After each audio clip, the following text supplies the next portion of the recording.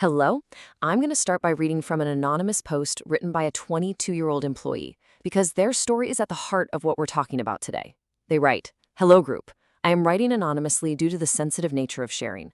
I have been assigned a new project to coordinate, and I have no previous experience." So right away, we have someone in a new, challenging role. The post goes on to describe how, when they ask for help, they get told things like, "Sit down and think. It's very easy, and that's your job." Now, this person has a history of success, but on this one tough project, they've been left completely on their own. The stress from this situation really starts to escalate to the point where it becomes physical. The author says it got so bad that it was painful and they felt physically ill just from opening their laptop. That right there is a huge red flag. And what was the justification for management?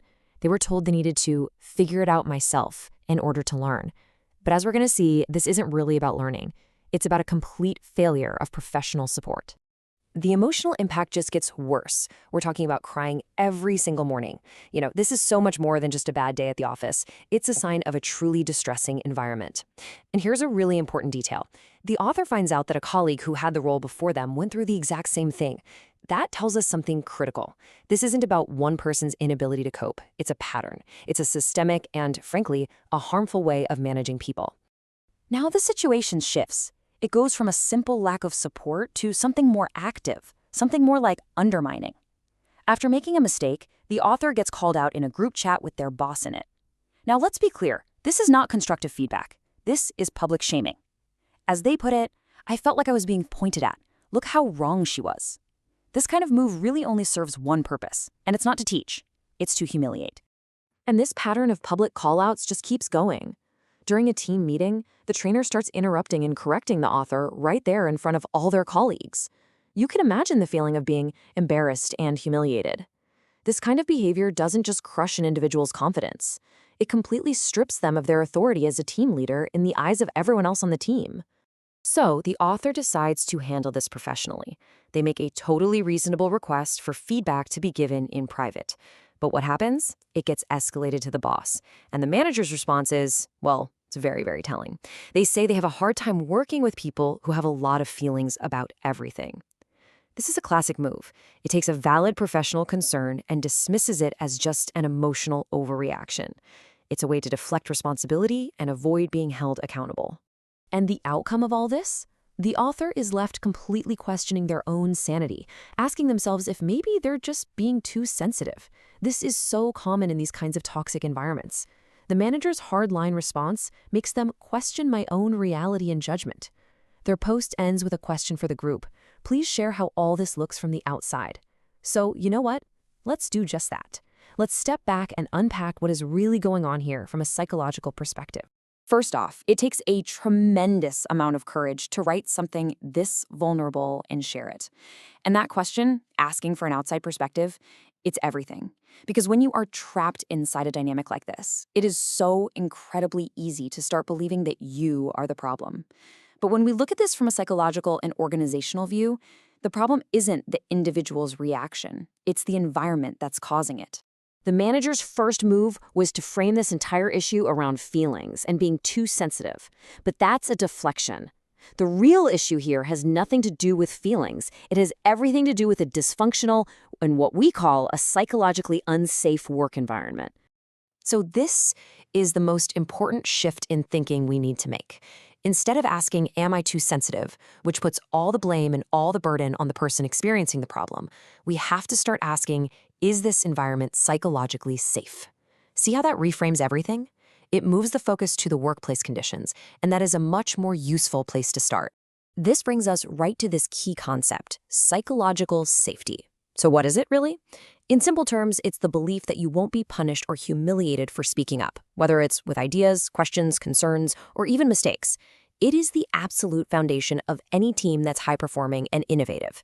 And when it's gone, like it is in this story, what you're left with is fear, silence, and, as we've seen, a whole lot of distress. So how did the psychological safety get so completely destroyed in this situation? The post gives us some very specific examples of behaviors that are much worse than just poor communication. These are actually patterns, you could even call them power plays, that systematically break down safety and trust. Okay, first, let's look at this so-called training method. Management might call it sink or swim, but that's a total misuse of the idea.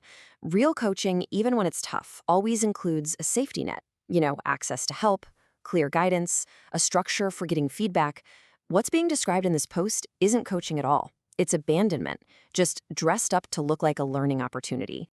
This brings us to what should be a non-negotiable rule of good leadership: critique in private, praise in public. And this isn't just about being polite. It's a strategic move that builds trust. It protects a person's professional credibility and their standing on the team. When you break this rule, you're not just hurting someone's feelings, you are actively damaging the entire team structure. And in this story, that rule was just thrown out the window, again and again. Calling out a mistake in a group chat with the boss present, publicly interrupting a team lead during their presentation, turning a private professional request into a public drama. These aren't just criticisms. These are deliberate acts of public undermining that destroy authority, create a culture of fear, and attack an individual's basic sense of competence. So why is this whole experience so deeply painful? Why the physical sickness? Why the tears? It's because our minds and our bodies are not separate. They are deeply, deeply connected. This isn't just a difficult project. This is about being in what the nervous system perceives as a threatening environment. And the body reacts to that kind of threat just like it would a physical danger. The distress is coming from direct attacks on some of our most fundamental human needs at work. The sense of competence, it's shattered by constant public criticism. The sense of belonging, it gets frayed when support is just yanked away. And the sense of fairness, it's completely violated when a professional request is dismissed as an emotional problem. This is why it hurts so much. What's being described here are the classic medically recognized symptoms of chronic workplace stress.